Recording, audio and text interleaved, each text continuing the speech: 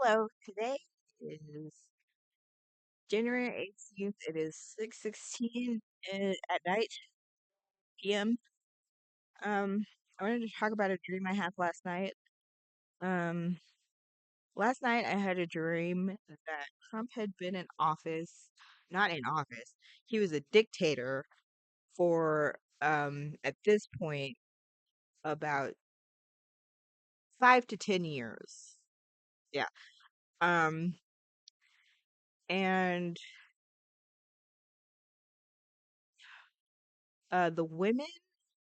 the men were mainly in control and the women were not. Um, the women had a uniform, not quite Amish dress, but they had it was very Handmaid's Tale. They had on a bonnet, white bonnets, and they had floral print Amish style dresses. And women also had a curfew. They couldn't go out at night whatsoever. I don't know what the consequences would have been if they had got caught, but they couldn't go out at night at all. And there would be these trucks that they were basically reused. They looked like reused ice cream trucks that would basically drive around. They would patrol. It was like they would patrol. Like there was authority figures in the ice cream trucks patrolling around towns, every single town. Um, and while they were patrolling, I don't know what they were looking for. I think they were looking for just reasons to fucking fuck with people, basically, as authority figures mostly do. But they were patrolling around town, and during the day, they would blast a lot of Trump propaganda. I don't know what they were saying, but during the day, they would blast Trump propaganda, and during the night, they would be patrolling looking for any woman who is out past curfew. Um, I, of course, was rebellious. I always went out past curfew. I was always out at night. And there's this guy that I was with, and we were having premarital sex, which was illegal. What else? What else? Premarital sex was illegal.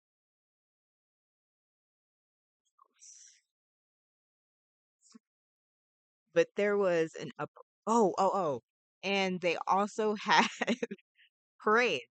Every day they would have a parade to to celebrate Trump. And I even witnessed one in New York where Trump was present and he had on a crown and a scepter in his hand. Um excuse me. And let's see what else. Back to the rebellious stuff. Yeah, I was very rebellious. And I was also a part, me and the guy that I was having illegal premarital sex with was also a part of a resistance.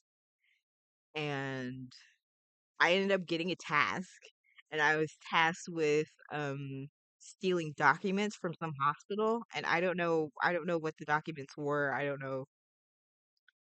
And the only reason why I knew it was a hospital was because I had to walk past a bunch of nurses.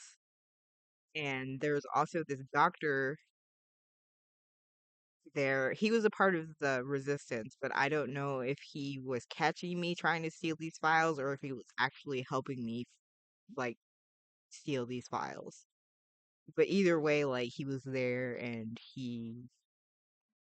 I got away with stealing files. But eventually we overthrew Trump, and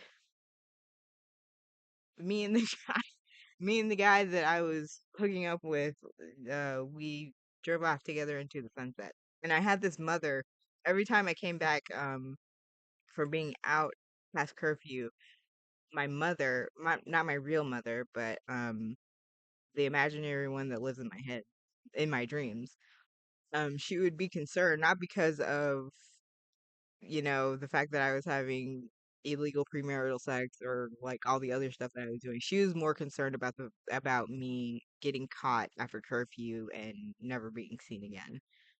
And she would always reprimand me for that. Um but yeah, I wanted to talk about that. I've always had like really weird dreams. Like another dream that I had, it was a zombie apocalypse and a group of mainly rich people had survived.